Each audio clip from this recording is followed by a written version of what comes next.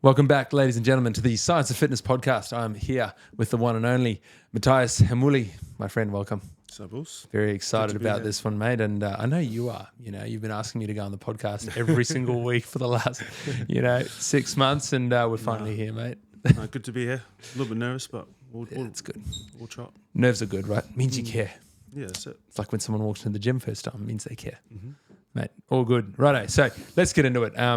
It's funny, we do these episodes and, often as you explicitly told me, why, I don't want to do this. This isn't fun. I don't want to get on the podcast, but more than anything for our members. And I think anyone that sort of is aware of the soft community and listen to this, it's really nice for them to actually get to know the person behind the face they see maybe on social media or the person that pushes them in a class or whatever else it might be. So that's kind of a whole idea with this. And more importantly, I think the fitness industry is, it's still budding and we're still looking for our really good practitioners and our way. I think, it's only 40 years old maybe as an actual effective, let's have a career type industry. So, in this case, I think your story is a really unique one and I'm sure a lot of people take a lot of value out of that, mate. So if that doesn't convince you to, be stoked to be sitting here, then hopefully something else will as we go along. But let's go into your story, your career, mate. So, take us back. You've obviously come from a very active sporting background. How did you get into the fitness career? What happened before that? Give me the rundown. So started with footy, played that growing up, played that, forever for most of my, start of my adult life as well. And then footy sort of led me to come to Brisbane as well. But even during high school and that, I was always loved health and fitness as well. So where were you then? In New Zealand, I was playing for the Junior Warriors. Yep. And then once that goes up to 20, and then once you turn 20, you either re-sign or you go elsewhere. So then ended up signing over with the North Devils over here. Yep. And then came over here, and then once footy sort of finished, I've always sort of had health and fitness as a passion of mine. So, but I didn't do it straight away. I was bricklaying while I was playing footy, and I did that after footy as well. Absolutely hated it. Yeah. And then it got really overweight as well once I stopped playing footy, and then just decided, let's get fit. And then straight away fell in love with it, and I was like, oh, okay, this is what I need to do full time, and what I need to do with my life as well too. And then one thing led to another, and here we are. Mate. So good. It's funny because I think a lot of people are in that situation in whatever career they might be in, where they're going, should I want to make a change? And it may not be to the health and fitness industry, but how hard was that for you to go, I need to change this and I'm going to change this? Was that a hard thing, or were you like, on a dime, let's go? It was pretty hard, yeah, because once I sort of stopped playing footy, I felt like I sort of like lost my identity as well. So then, I was going down sort of a different path, you call it the wrong path as well, where I got into a cycle of bad habits. And then, I got sick of it one year, and I just like, I need to change, something needs to change. And, I didn't know where to start. So it's like, oh, let's just try to start with losing a bit of weight. And then, one thing fell into another, and I was like, hey, I actually really enjoy not only training myself, but, like being in this industry, helping others and working along like-minded people. And then, what training did you do to go, okay, I want to lose some weight? Well, after footy, I kind of just fell into CrossFit. Yeah. Mainly just because it gave me that sort of competitive edge as well, like that you sort of get from footy or any sport really. Yeah. And I sort of fell into that, a bit of weightlifting too. And, me, like traditionally I hate running. So it was sort of giving me, that cardio without having to run, and I enjoyed it. And then, sort of follow that path for a bit. Yeah. And, so you went and did some CrossFit. You're still working? Yeah. Still bricklaying at the time too. Damn. Yeah, hated it too. I'd get to the weekends and just, sort of suppress my, frustrations with life in other ways. Yeah. And then, just one sort of day I was just thought like, oh, I'm had enough of this and I need to make a change. And so you trained pretty hard. Did you have to go 6-10 weeks, save some money, do a course? How did that all sort of transition happen? Yeah. So, so I sort of started just with Cert 3 and 4. Started studying that as well. And I was doing that while I was doing bricklaying. And then I was doing my bricklaying apprenticeship at the time as well. And then I sort of, once I quit that, and then I just put all my time and energy into the Cert 3 and 4. And then getting the sets done. And then starting to... What was your first fitness paying job, what were you doing? Well, I was lucky enough to fall into the gym that I was training at. So Project 180, I was training there, and then they had a couple of trainers that sort of left, and then Glenn back then, he was happy to take me on while I was studying too. And then fell into the coaching role straight away. Bang. Yeah, and was pretty lucky enough to fall into that. Yeah, mate, that's epic. It's really funny because everyone has a unique story. I got really lucky. You know, I've said it 1,000 times in this podcast and still get given shit for it, but I'm going to say it again. I was the brother that I think my parents were like, oh, I don't know what he's going to do. He's not very good at school. He doesn't behave very well. He can't sit still. He trains hard. Maybe just go do your certs and hopefully something hits. And yeah, sure as shit, I got lucky. First thing that we threw at the wall, first piece of spaghetti landed and it stuck, and I got lucky, you know, but so many people don't. For those that are sort of sitting there in a job, be it, I want to change to health and fitness or whatever career, and they're not loving it, like you've got that perspective of, I'm going to do this. And you made that call. Obviously it's hard. It doesn't happen overnight. You knew something needed to change. What would you say to them? That, you know, genuinely in their soul, they're not happy with what they're doing. Because at the end of the day, we're going to spend most of our lives doing that thing. Yeah. So, you know, what would you say to those people that want to make that change? Just, you don't have to be unhappy. You know, like I was sort of in that cycle where it's like, oh, you know, this is me. I just have to work. You know, everyone works to get their money and stuff. And you don't necessarily have to enjoy work, but it doesn't have to be that way, you know. I think it's very easy, especially for, you know, like a bit of a older generation, to sort of just slave away, work, you know, work, and then go for a holiday, but and suppress it on the weekend, as you said, exactly. in whatever means. Yeah, 100%. Yeah, mate, it's you know, it's such a big thing because often people have a go at me about working too much, and probably the same for you. But when I don't know what else I'd do. I'd go home and scroll on my phone or watch another TV show. Like, I don't really care for that. Like I'd get so much joy out of this work. So, and I'm sure there's jobs out there for people that are probably the same for them. So, man, it's a pretty strong message, and I think it's underestimated.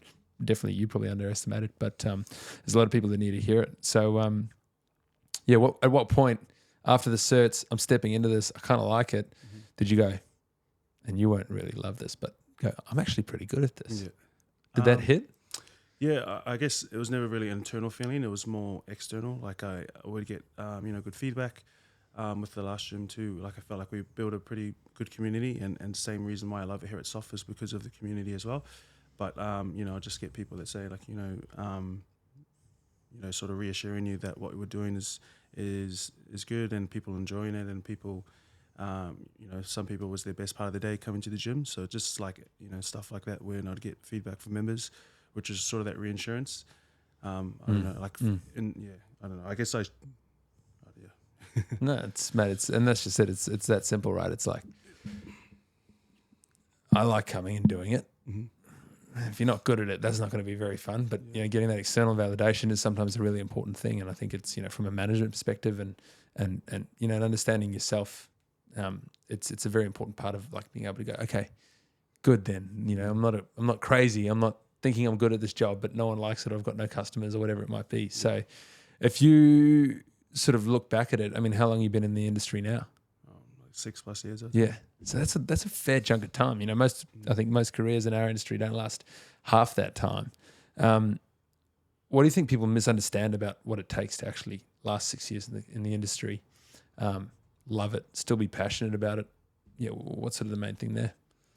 I guess it's different from when I first got into it to now. Like you have social media, like everyone's quote unquote in the industry now. And there's a lot of like misleading knowledge all over, or quote unquote knowledge over the social media now too. What was the question again, Ty? So like, what do you think people in and around that, what do people misunderstand about our industry and really what it takes to be good? Probably the detail in what we do, like especially with taking classes, people probably just think, we're adult babysitters, but it's a lot more than that, where we, we teach people how to move properly. We have the clinical side where we get more into detail with that, with, helping people come back from injuries or, people that haven't trained for 60 years of their life, and they come in and they learn how to move properly. And then, that leads towards longevity as well, and being able to live a long, healthy life rather than not just the strength, building aspect. Totally. How aware are you of the intangible things that you do in a class, particularly in group fitness, but even when training a client, how aware of you of those little things are you? Do you think, is that something you consciously take in? Because I've watched you go, mate, and what do you think makes your session special? Well, I'm definitely not the brains of soft, but I reckon I bring a good vibe to classes. Maybe a bit of flavour in there too. Yeah, cultural flavour particularly. But mate, it's funny. And why I ask is the way you greet people, the music you put on, the variable interaction of that person that hasn't trained for 60 years, as you said, that gets to come down to a 9 a.m. class, and they'll get treated just the same as the person that's been here for 5 years, just smashing themselves, one of our fittest members, and you can actually entertain them. I think for a lot of people that walk in and get a job in a group fitness gym, it's like, oh yeah, let's just do it. It's like, hang on. Yes, it's a group training session, but there's a bunch of individuals and they need to be recognized in that way. You can bring them together through the class, but doing that, and I think that's a big thing that I've observed you do, mate, and you can know how to teach people to squat and know the exercise sciences and everything else, but if you can't connect people in that sense or connect with people, you're not going to get that message through. So, thanks, bro. Yeah, mate, it's something I don't know if you noticed, but as I said, it's far more important than knowing the biomechanical details. And that's probably a big thing that I think people doing undergraduates and doing master's degrees and doing things in the industry in terms of study that need to understand that there's humans on the other side of what you're studying for. Yeah. And if you can't connect with them, that's what needs to be prioritized. Let's jump to your footy career and its influence on health and fitness. What is your experiences playing and being in professional environments done or shaped in terms of how you approach training people? I guess for myself, with footy and all that, it's always just been a staple training in my life and staying healthy, except for obviously a couple of years where I went off the rails a bit. But But you turned back to it, right? You knew it was always there and you could depend on it. Yeah. But yeah, routine, I guess, has always been the thing for me. Training, just staying fit and healthy, just having that general knowledge. Yep. What was the question? What else from the environments in terms of pro footy world that you've brought from that and try to instill in the way you practice? Yeah, I guess discipline too. And just for me, I'm such a goal or a milestone person. I always like to train towards something. Always like to have things to train towards. That's been a huge thing for me as well. Now that I'm not playing footy, having other things put in place to try to train towards, or just I guess routine's the biggest thing for me as well. If I don't sort of get that training in, or if my diet's a bit off, I feel it sort of straight away. And you feel you're conscious of that sort of slip. And it's funny when you are an athlete, all you want to do is be competitive, be better, and win, right? And that's on your mind, every decision you're making around food and training. And then suddenly you're not. It's a pretty big deal to sort of deal with. How do you go with challenging that? Is it I've got to set this thing, I'm training for this now? I guess it's just it could be, it can work either way. It's a good thing and a bad thing as well, because I guess you can get to the point where you get obsessed with it too. So I've definitely learnt post footy the importance of balance as well too, and being able to enjoy yourself and live happy as well as training. Dialing in. Yeah, exactly. Yeah, lock in when you need to, and then enjoy your time off when you get it. When do you kick? What do you do? What do you do to balance it, mate? Because you train pretty hard. I just visit the old Colonel, mate. Or KFC, mate. Yeah, nice. Just a little pop in, little afternoon tea, nothing more. Yeah, I can train hard when I need to, but I can definitely eat hard when I need to as well. Mate, it's good. And it's again, this is the thing, is the awareness of it, right? As you said, it can be debilitating and actually unhealthy if you just do the training, have no enjoyment, sacrifice for what? You're not running out on a footy field anymore. It's not going to be measured by a win or a loss. It's actually, do you enjoy it? Do you feel good about it? And I think a lot of people, and you've probably seen it in clients, that they actually don't enjoy their training and they feel this obligation because it might bring them joy, but where does that come? Yeah, you never want it to feel like a chore. You always want to be able to enjoy your training, and because obviously we have a lot of things else going on in life as well too. So if your training's a chore as well, then it could waterfall or snowball into other things as well. Yeah, pretty negatively, and you'll probably stop. It'll break you at some point. Yeah. What do you do within training that makes you enjoy it? Within training. Yeah, I'm regularly changing up my training, which is, for like probably like the last 5 years I've done CrossFit. This year, well, I've always been a pretty bad runner, so I've decided to get better at that. And that sort of just led to a couple other things on the way. Like, I've done a half marathon, a marathon this year. I've done a few Hyroxes, and then B-Man's managed to convince us to do a little Ironman next year. So a little Ironman, is there such a Ironman. thing? Holy shit! I know, but like a year ago would probably faint if you heard I was doing this. But here we are, and enjoying the ride. Mate, that's crazy. Yeah, that's I didn't actually know you were doing that. Yeah, well, we're starting off with the try in March, and then we'll do the half Ironman in September, and then end of the year we'll do the Ironman. Do the full. Which one? Hey, I think the Perth one that Bustleton. I think so. Yeah. Jeez. Go back to Perth. Yeah, nice, Back mate. to the WA. That's really interesting. Have you found that transition from CrossFit style, where you belt yourself, you're training heaps, to going into a little bit more of the endurance-based stuff? What's the difference you've observed for yourself? The body's definitely happier. Like Interesting. I've always had a lot of niggles during CrossFit, and I feel like the CrossFit methodology is different to CrossFit competing, if that makes sense. So I was obviously competing in it, so a lot of training, a lot of volume. Yeah. I just found like I was always had some sort of niggle, some sort of injury that I was carrying as well. And then that's not just CrossFit by itself, it's probably me as well with a bit of overtraining. I guess I've sort of took those lessons into the newer style training that I'm doing now. So a bit more intensity, like over volume now. So probably less volume, but just more intensity and more quality into the sessions that I am doing. But also just enjoying the difference.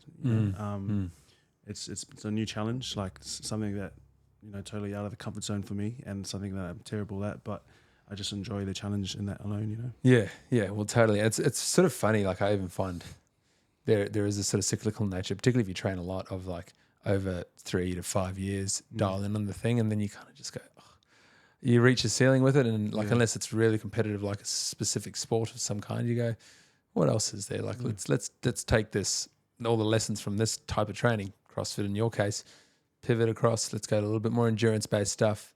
What have you taken from that? What are the capacities? And then how can you sort of, move around? Well, it's definitely, I'd say, with CrossFit, I just feel like I'm just redlining every day. Yeah, right. You have shorter workouts, so like 15 minutes is normally like the average workout, and you're just, redlining the whole time. Whereas here with a bit more endurance base, it's like 60 minutes plus, where my heart rate's not that high, so I'm enjoying that. Yeah. You have your time. What would you prefer? Okay, so you got let's say a 90-minute run, or a half marathon, or like a couple of hard CrossFit sort of sessions back to back. I enjoy both. But I'll probably enjoy the 90-minute a bit more, just because my heart rate's not going that high. It's not as uncomfortable, like in that little instant. Yeah, I'd definitely rather do a half marathon than like maybe like a 5K for time, which is brutal. Actually, I have that next week, so 5K for time. Yeah. So damn, when are you doing that? Wednesday. Ooh, what time of day? Midday. Oh, yeah, let's go hottest day. I can reschedule that if you need. I was going to say I might join you, but I just needed to check that you're time. Going sub 20, so mate, we'll see. Mate, pretty cool. So so you've spoken about a couple of habits that you had to kind of unlearn CrossFit training, like you can't redline all the time. What have you had to unlearn from a footy perspective in terms of the way you used to train then into CrossFit, or maybe into now? Yeah, I'd say very similar with footy too. Yeah. Obviously with footy, we had everything mapped out for us. But I guess just learning that, you don't have to sort of push yourself to full exhaustion every single session. I guess I've always had that sort of nature of always trying to overtrain and stuff. So just sort of send it. Go as hard as you can. It's the only way you're going to get better. Yeah, I guess that was another thing we used to do in fitness, is like we used to say, like, start fast and hold on. Yeah. Whereas then, you obviously burn out pretty quickly. Particularly if you're going for the endurance stuff, it's just you just can't handle it. 100%. But so no more out fast, back slow. It's out slow, back slow. Yeah, 100%. For me at least, anyway. Yeah. Man, that's interesting. So if you sort of think about the client side of things, what do you think you see as general misconceptions that people have when training with you, when getting into training in general, and really speaking to the person that hasn't trained much before, they haven't done much sport, they're pretty nervous about it. What do you think the sort of misconceptions are about exercising?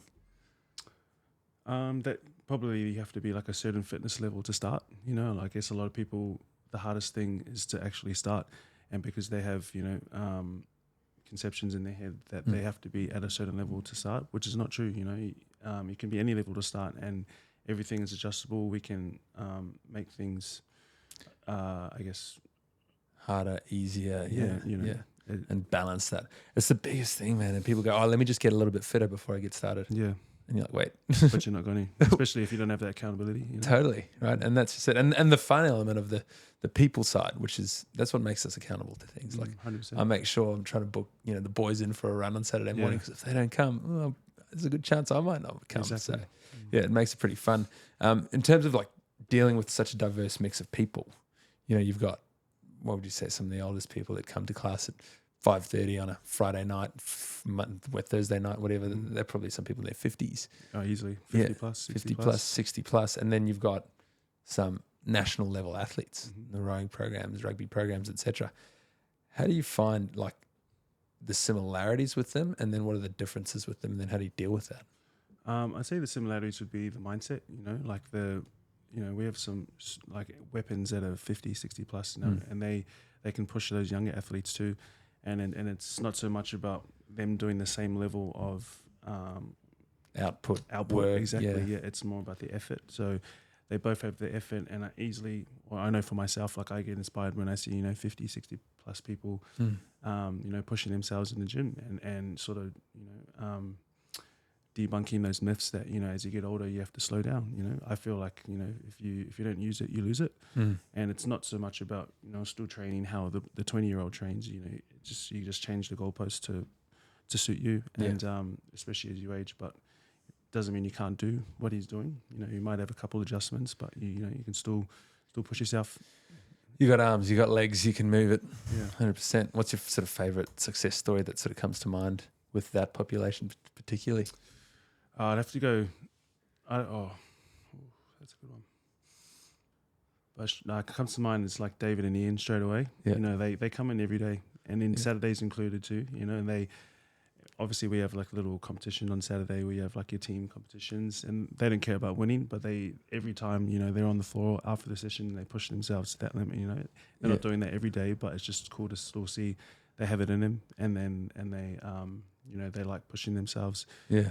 Out of the comfort zone, and you know, despite their age.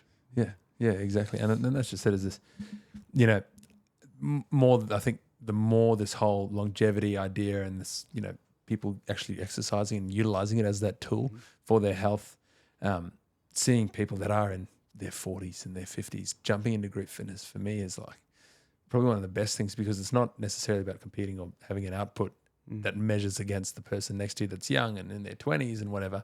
It's much more about just like, actually I'm moving my body. I'm surrounded by people that enjoy moving their bodies too.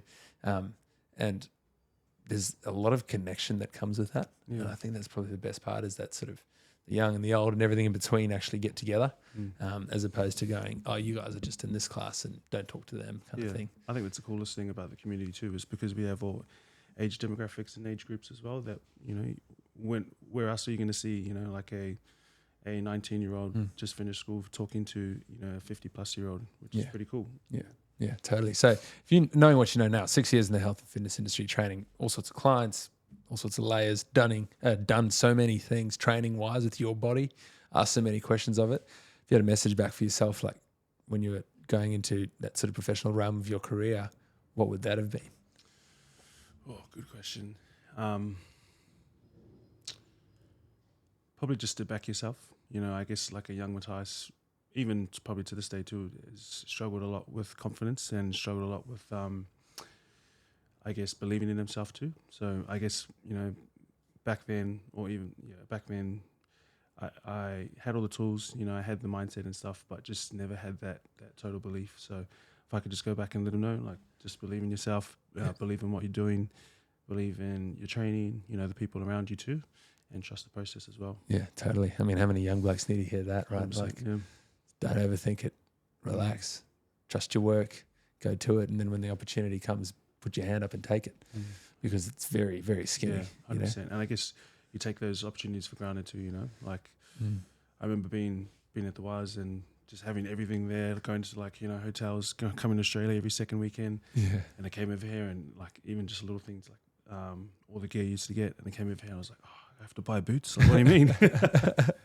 Yeah, man. And it does. And it's so fleeting, right? It's like in front of you at 18, 19. You have no idea. You got very little perspective. You've walked out of school into that. Yeah. And then it could be gone 100%. in an instant. Was there major injuries and anything that sort of really rocked you while you were playing? I was pretty lucky. Like I would do my ankles. I broke my hand as well, which I still got the pins in there. But I was pretty lucky. Wasn't injured much. It was more just I fell out of love with the game as well. I was meant to go to France in 2020, and then COVID hit as well. And then after that, that's when I sort of stopped playing, and then got into the coaching role, a bit more. Yeah, and then went down the old exercise train, mate. And haven't looked back since. Well, we're lucky to have you, mate. We're lucky to have you a part of it. I'm grateful. In terms of like back to the clients, I know we're jumping around everywhere, but you know, from that sport perspective, from your general training perspective, from people that you've seen, if there was one message that you sort of think rings true after 6 years in the industry, working with all sorts of walks of life, and particularly training the hell out of yourself, what's sort of the big one that really kind of resonates with you that you want to beat your chest about and go, yeah, that's it? I guess backing yourself as well. You know, having that self-belief that you can do whatever your goals are. You know, it could be, I just want to be healthy and have longevity, or you could have goals where you're working towards milestones as well. Despite what the goal is, I think just backing yourself and having that self-belief. And that sort of stacks up on those little moments, doesn't it? Like the days you don't feel like it. 100%. And people probably go, and you would have seen this a lot, that sort of negative self-talk of going, oh, I can't do that because I didn't go yesterday, and I've let myself down, and I've let the trainers down, and now I feel bad about it. And as you said, that negative feedback loop sort of spirals down pretty negatively. But yeah, it's just like, no, like flush it and go again sort of thing. Yeah, the old, I'll start on Monday. yeah, 100%, man. No, it's just start now. Something small, right? And just a little step gets you to go a long way. Mate, super good. Right, let's talk just to sort of spice it up for the fans, because you've done some pretty crazy things, man. I want to get a little bit of actual data.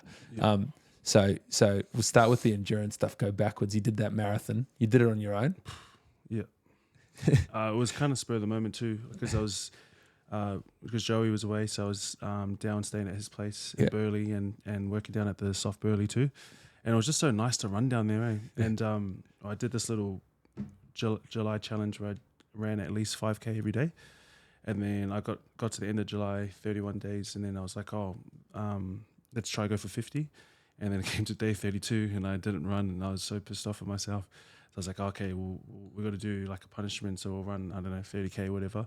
And I got to 30 and I was like, oh, feeling good. Like, let's keep going for 42. And then I got to 31 and just hit a wall. 5 minutes later. 5 minutes later, bro. Yeah, and I was so unprepared. Like, I had no gels or anything, so I was like stopping at the servo, just downing any sort of like sugar. But we got it done. But yeah. What did you do? How long did it take? 3:56. 3:56 marathon, and you barely trained for one. I did pause my watch when I went into like the servo though, so it would have been. No, we can cut that part out, bro. No one needs to know. It would have been like 4:10, I reckon. Okay, so at what body weight? 103. 103, a 4:10 marathon with a couple of stops. Cut out the stops. Moving time 3:56. Toughest thing I've done today. Really? Yeah, any CrossFit comp, anything so far. Yeah, I was going to say then, like, next question, like, you know, best back squat. I've put a video up over it. You sent it to me. But heaviest back squat, what's that? Managed to get 220 a couple years ago. 220. Yeah, but damn. Now, like after that marathon, a couple of weeks later, what do you reckon you could do? 1 RM, 5 RM. Now back squat. 1 RM, I could probably hit 200 at the moment, but I think I did a 5 RM a couple of weeks ago and it was 180 at the moment. But yeah, I've lost a bit of strength since running, but you know, just a lean endurance machine now, mate. I wish. Go 2K row. You've done a few of those. Oh, yeah, that's another red line one. What's your best there? 141. Damn. Sorry, not 141. No, 641. 641. So sub 7 minute. Yeah, I think I was trying to hold sub 140, but that last 200. Yeah, that last 200 is tough. Off a cliff. But it's over in sub 7 Yeah, minutes, right? so- As opposed to 3 hours, nearly 4, just consistently running. Yeah, I remember I did that last one because the rowing boys all had their one as well. Yeah, But they're getting sub 6. I was like, mate, different beast, yeah. that's unbelievable. Because what are you holding to go sub 7? If you're going to get sub 7, I think it's just sub 145. 145 per Yeah. 500 on Yeah, the the 500 meter split. Man, that's pretty impressive. Consecutive muscle ups, butterfly ones, CrossFit style, max reps. 23, I think. Jesus. I think we had a little competition with a few of the boys I used to train with, and one of them got like 30, and I was like, damn. That's pretty. Yeah, That's I was better on the barbell. I'm fucking dragging this out of you, mate, because some of these numbers I've seen you throw around are pretty bloody impressive. Let's go strict pull ups or chin ups. 20. 20 on the nose. Yeah, that was kind of like a milestone I wanted to get, was 20. Yeah. But that was actually back when I was playing footy, when I was like 91 kilos. Oh wow. A couple of years ago I did it, and I only got like 16, I think. Yeah. But It's just that 10 Hopefully- kgs extra. actually, I'll hopefully try and beat that. This like because I've been trying to do a lot more pull-ups for Horrocks for the sled pull. So Yeah, nice. Okay. ask me again in a couple of 20, months. 20 is great, mate. 20 you're meeting the criteria. Clean and jerk. 160. 160. Damn. That's my favorite lift though. I love clean and jerk. Yeah. Snatch. 127. But And that's like, did you get your best weightlifting outputs because of CrossFit? yeah, Or did you do the weightlifting and then go to CrossFit, or did you keep them separate? no, that's actually one thing I wish I did too, is just purely do weightlifting as well, because I only just did it in CrossFit comps, and then I actually hit up a weightlifting coach, Jax, who's out in Ipswich. I know. Yeah. Oh, you know Jax? He's the biggest, he's the biggest man, person bro. I've ever Love that seen. dude. I was watching him lift. I was like, wow. Yeah, he's crazy strong too.